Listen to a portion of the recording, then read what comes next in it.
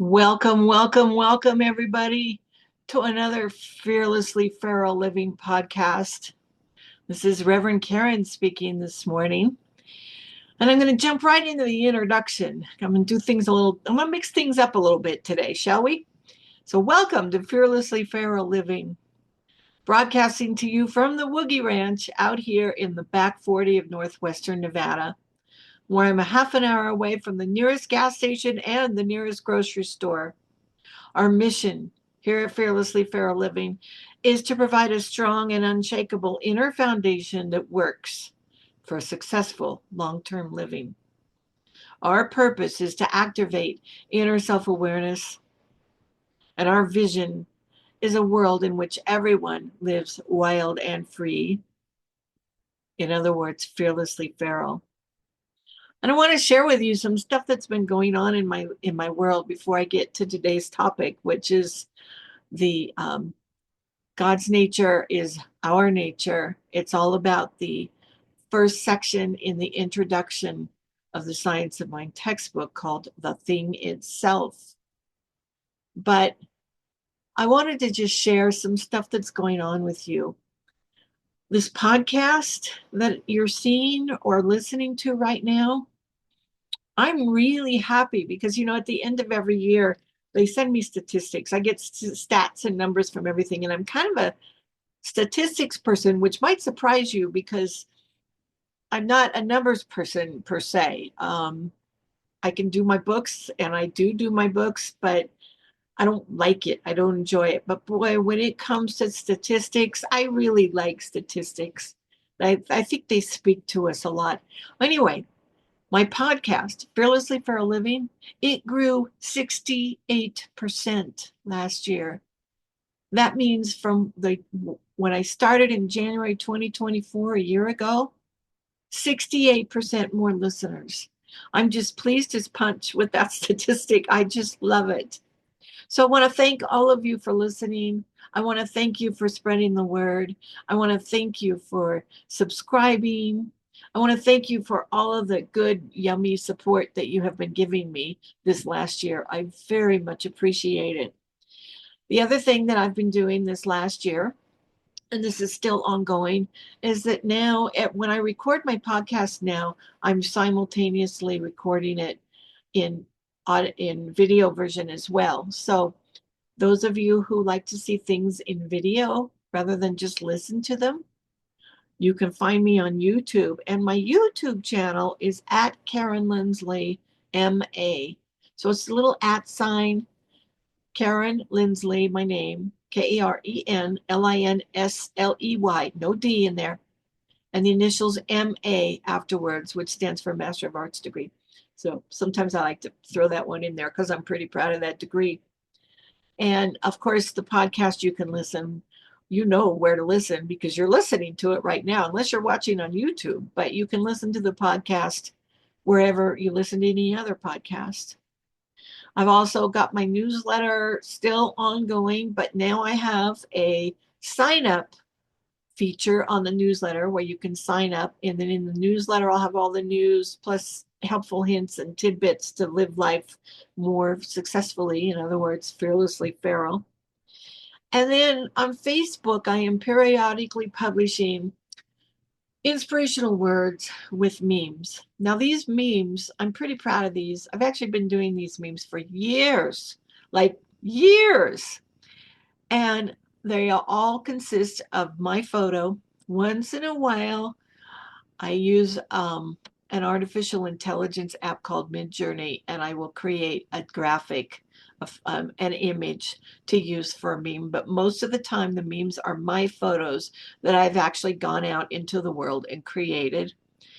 And then there's an inspirational affirmation on the meme as well. On Facebook, when you see these, they all have a QR code on them. That's that little square thing that looks like a bunch of little squigglies that don't mean anything. Actually, they mean a lot. If you're looking at that meme on your phone, you simply save the meme to your photos in your phone. And then when you click and hold on it, the QR code will pop up with a link that you can follow to purchase any of those memes in printed form. I especially like the refrigerator magnets. They're very cool. And the ones you purchase will not have the QR code on them. They'll just be the image and the inspirational saying.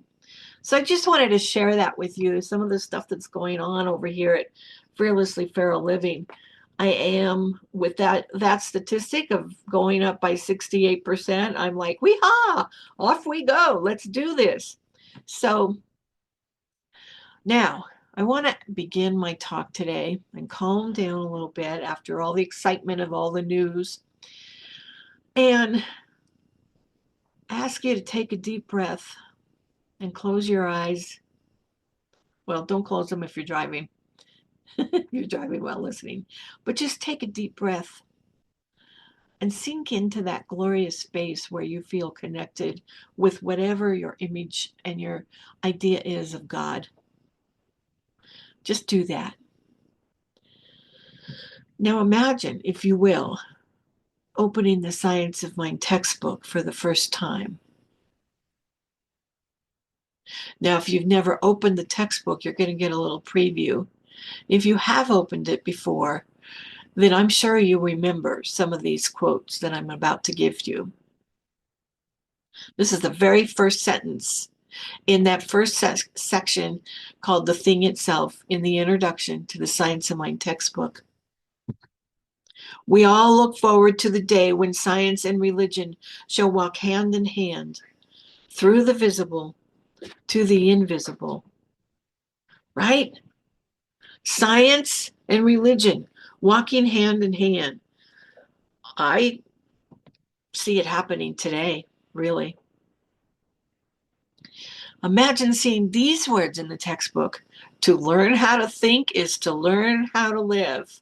Oh my God, how do we learn how to think? Well, I'm going to talk about that a little bit later. And these words, the very air is vibrant with power.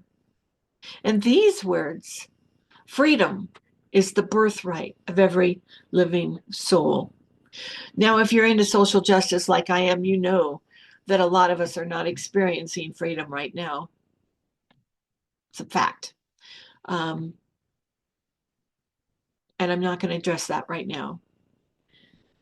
I'm saying this inner silent affirmation that more freedom is manifested for all of the marginalized folks out there who are not experiencing freedom now. But I'm going to move on. So imagine hearing, by reading this textbook, this first section called The Thing Itself, that our teaching is actually called by Ernest Holmes, the founder, the creator of this teaching. He calls it spiritual psychology. Now, if you've been listening to my podcast for any length of time, you know I love psychology. I'm a shrinky type from the beginning. Hearing that this teaching is a spiritual psychology makes my heart sing. Now imagine, if you will, that being told in this section that all your thoughts are creative, that everything you think creates, manifests as physical reality in your life. Now, if this is your first time hearing this concept, you might be feeling a little bit of like, oh, what, really? A little bit of fear, maybe. A little bit of, oh, I'm not sure I like that. Not sure I believe that. That's okay. I felt fear the first time I actually got this concept. I grew up knowing it. I grew up being told it. But the first time I got it, that it sank into that deep, deep place of conviction and knowingness, yeah, I felt some fear. I felt quite a bit of fear, actually, because it meant I could no longer live the way I was living. But I also got excited, and I had this sense of joyous anticipation, because I knew, along with that no longer living the way that I had been living, I also knew that I had the power to create something new in my life. And last but certainly not least, imagine reading that divine nature is our essential true nature. Just imagine all that stuff while I move on in my talk here.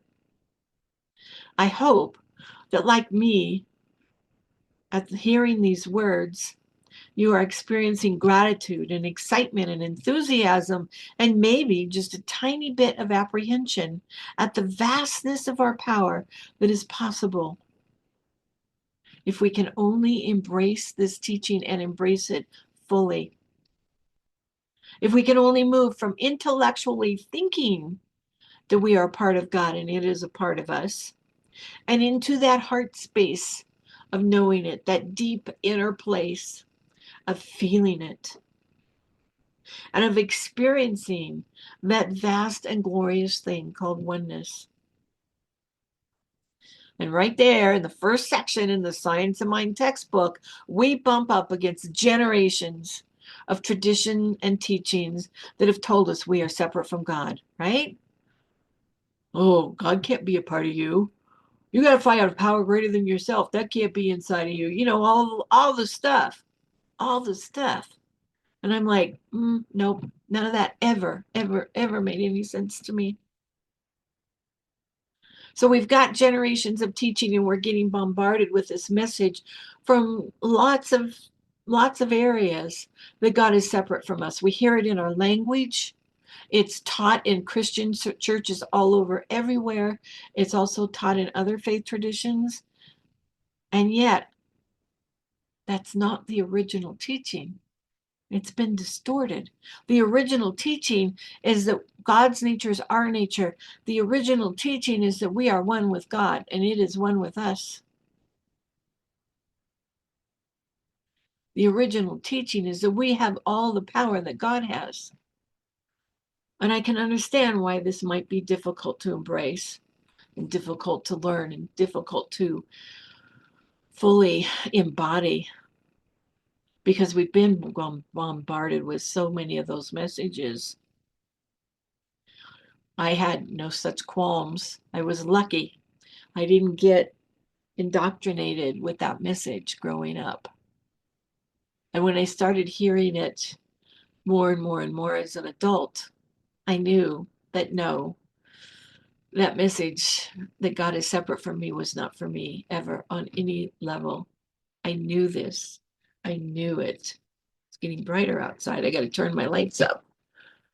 The sun's coming up. I was up really early this morning because I did this talk, this very talk.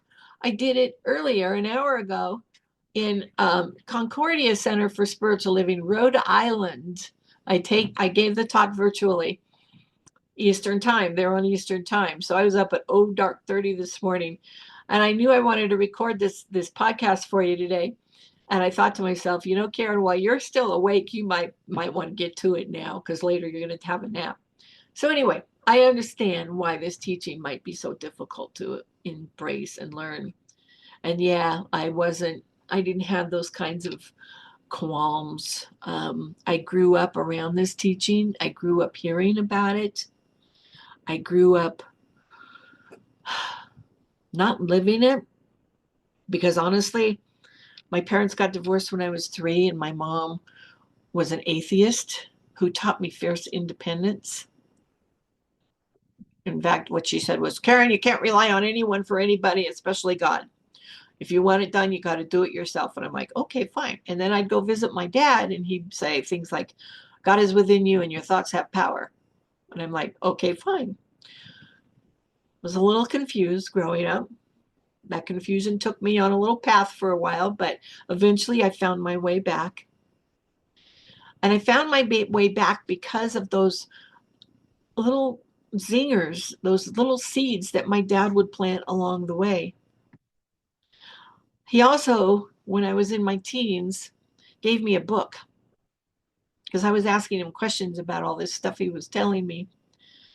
And he had to go, he had to go, he had to go a lot. He was always on the road playing trumpet. He had to go a lot. And he gave me this book. The book was called The Three Magic Words by U.S. Anderson. And, you know, in this movement, we have go-to books that we read all the time that, you know, everybody's floating their books around. Did you read this book? Did you read that book? You know, books like Neil Donald Walsh and Brene Brown and Eckhart Tolle, all those people that write these lovely, yummy books that we love to read so much. Well, I think this book was one of those back then. It was early, it was in the 1960s. And my father said, I want you to read the entire book. The three magic words are at the back of the book, but you can't go back there and cheat and look up the three magic words. I want you to read the whole book. Well, I was a teenager. I had places to go and people to see and things to do. And they didn't include reading a book. So, of course, I cheated. I went to the back of the book. And you know what those three magic words were? I am God. I'll say it again. I am God. Now, did you get a little bit of queasy feeling in your stomach hearing those words? Did you get a little like, oh my God, what is this woman talking about? Really? I got to go. A little bit of that? Did you get a little resistance to that? I'm not surprised because we've been indoctrinated with this message that God is separate from us. And not only that, it's blasphemous and arrogant to think that we could be God. Yep, yep, I get it. I don't agree with it, but I get it. But just let it sink in for a little bit. And I'm going to share with you that the message that is taught today that God is separate from us, Jesus didn't teach that. Jesus told us we were gods. He came right out and said it in the Bible. And I can't believe I'm going to quote the Bible here, but I am. In John chapter 10, verses 34 through 36. Have I not said you are gods? He came right out and said it. He said it in many other places in the Bible as well. He said this.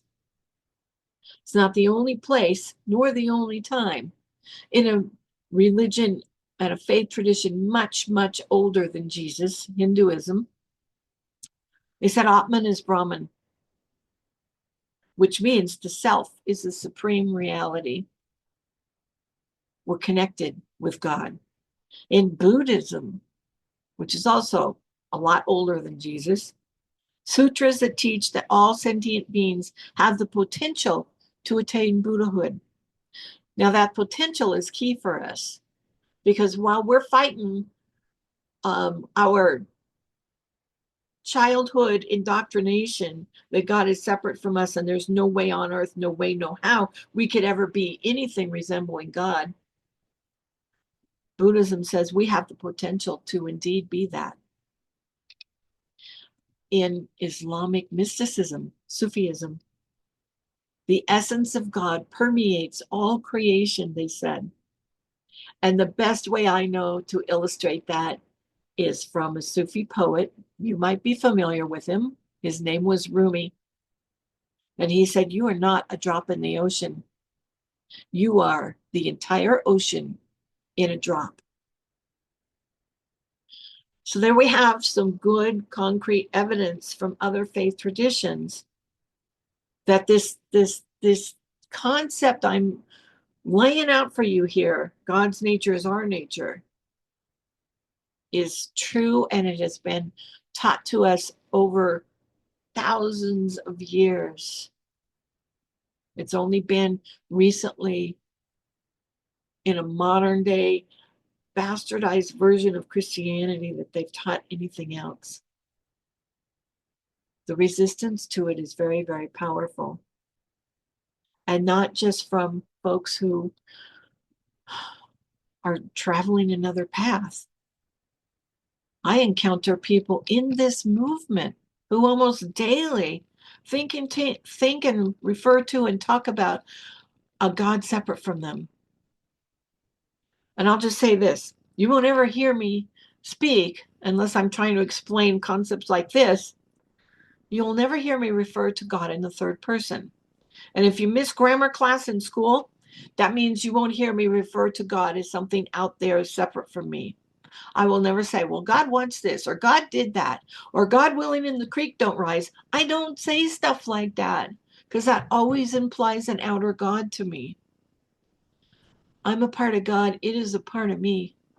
And I'm not going to limit myself by by talking about it as if it's separate from me. What I want to share with you is that when we embrace the concept that we are one with God, that there is no separation, that divinity is our very nature, that we are each unique and individualized manifestations of spirit, freedom, peace, power, and joy will be ours. All we have to do is embrace this one concept. So yeah, that's the first part of this section in the textbook called The Thing Itself. In a nutshell, God's nature is our nature. But there's more. There's more in this section. The other part of this first section deals with our thinking. Remember, Ernest Holmes said in this part, to learn how to think is to learn how to live.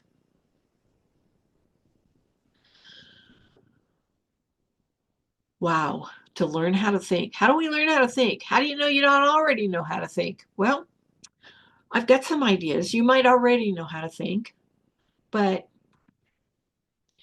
I'm going to jump in here and talk to some other things. We have this spiritual practice called personal self-awareness.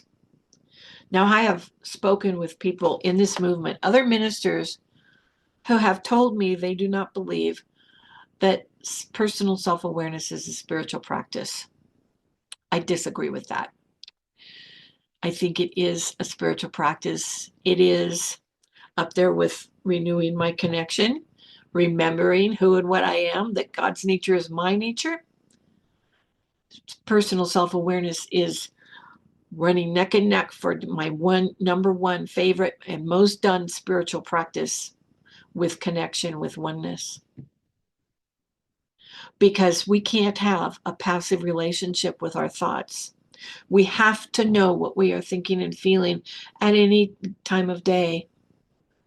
We have to be able to actively access that knowledge at any time. And then we have to be able to ascertain whether or not our thinking or our feelings or our beliefs are limiting us or enlarging us. And if the ways that we are thinking, the patterns of our thinking are limiting us, then we get to change those thoughts and keep them changed.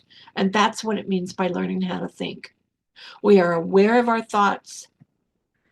We know if they're serving us well, and if they are not serving us well, we change them. That's what learning how to think means. You know, I'm not sure why we never taught that self-awareness was a spiritual practice, but we're teaching it now. We have a class called Spiritual Principles and Practices, and self-awareness is in there. And there's all different kinds of ways to teach, to get self-awareness and to learn what you're thinking and feeling. I do a self-awareness practice every single day. It's pretty much my default now. My default used to be total and complete shutdown. I couldn't feel anything. Well, I could feel one thing. I could feel anger. That was pretty much all I felt many, many years ago. Talk about change your thinking. In times of stress or fear, I go back to that old default of being shut down.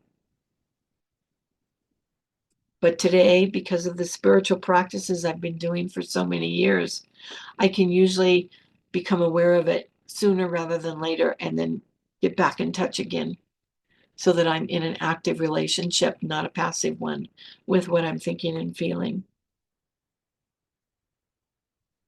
So we've got this thing, this stuff that is, this ultimate stuff, this invisible essence, this divine nature that's a part of us. And then we've got our thinking. And guess what? These two things hang out in our consciousness and they have conversations with one another. And from that, they create. That's where we get the power from. Because we are one with God, because God's nature is our nature, we have within us all the power of God. We also have the intellect of our thinking. And those two get together and they come up with ideas and thoughts and patterns of thinking, because it's not a thought that changes our life. It's a pattern of thinking that changes our life. And when we have a pattern of thinking, we have this law that always says yes. And that's how we create. When I teach this in classes or workshops, I say thought plus feeling equals power. And I'll say that again. Thought plus feeling equals power. And yeah, we've got that power in spades because we're each unique and individualized manifestations of spirit.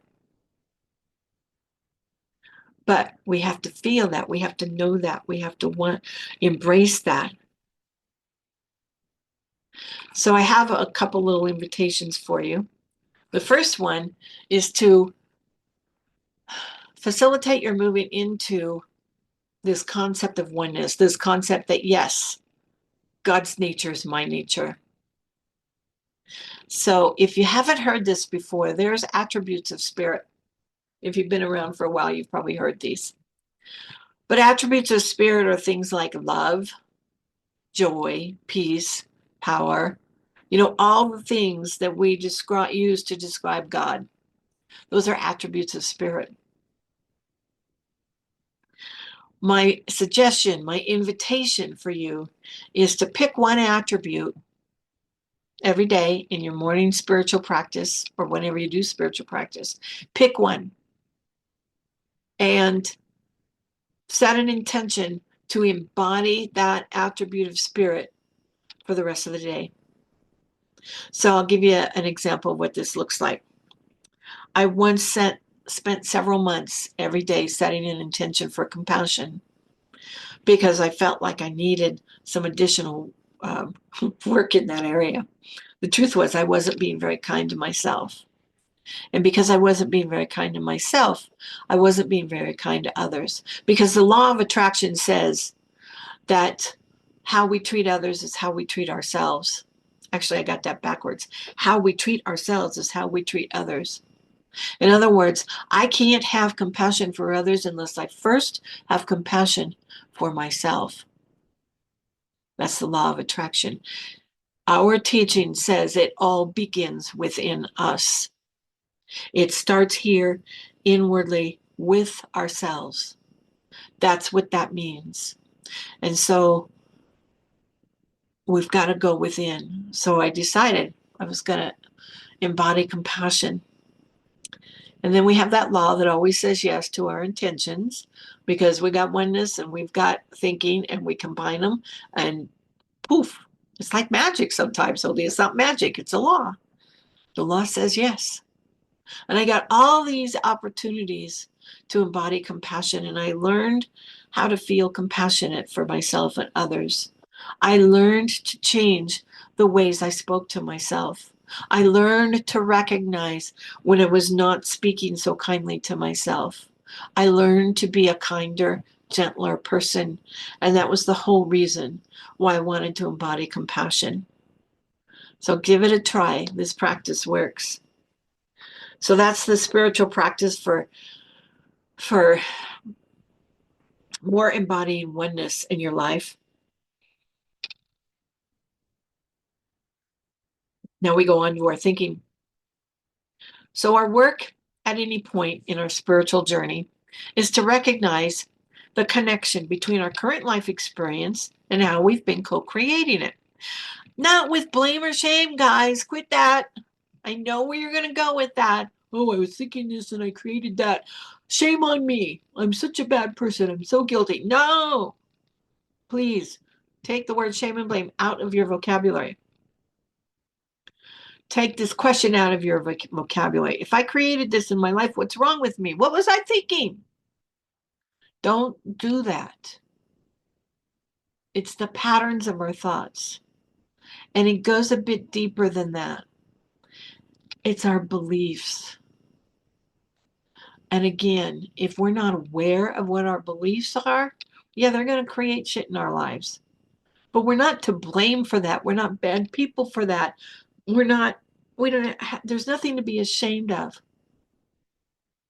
We have those beliefs in place for a reason. It's because at one point they served us really well. It's just that we grow, We have a spiritual journey, we grow, we improve, we get through life, and all of a sudden those old beliefs aren't serving us so well anymore. So we get to, with this practice of having an active relationship with our thinking and our thoughts and our feelings, we get to the level of belief and change all of that stuff so that we can change our lives. That's what happens. And that change can only come from awareness, from doing a practice of personal self-awareness. We have these thoughts, we have these feelings. They might not feel so good sometimes. Sometimes they do, sometimes they don't. The point is that we fully embrace the power of our mind and our thinking and our thoughts and our beliefs, because only when we can embrace them can we release them if necessary. What we resist persists. When we have a passive relationship with our thinking, in other words, we're just going with the flow, that our thoughts are not intentional, what happens is life happens to us and we're just a bundle of reactions to what has happened. We're victims. What we need to remember is that if we can pause when stuff happens and move into response instead of reaction, because now we know a little bit about what we're thinking and feeling at any given time, then we can stay present to what's happening and we can act with integrity. We can act in consistency with our own values and belief systems. This is a good way to live, guys. And when we do that, then we move into intentional co-creation. So the call to action, your invitation here today, is to not only embody a quality of spirit, but to also form an active relationship with our thinking, to be aware of our thoughts at any given time of the day, and to be able to change those thoughts if necessary, without judgment or condemnation or blame or shame, but instead with compassion and love and acceptance. And to do that, you need a personal self-awareness practice. To me, it's as important as drinking water. I do this practice every single day, and I have for many, many years, almost 40 years. I also do my practice to connect with the God of my understanding every single day. I'm telling you guys, living like that is a wonderful way to live. So to conclude, this section in the Science of Mind textbook called The Thing Itself, it's within the introduction, it's before all the chapters start, called The Thing Itself. If you take it a little bit at a time and read one section at a time, it's easily assimilated. And this is what it says: we are one with God. We each have the same power that God has. And we access that power by and through our thoughts. And we can know and feel our oneness, and we can know and become aware of our thoughts by consistently doing spiritual practices.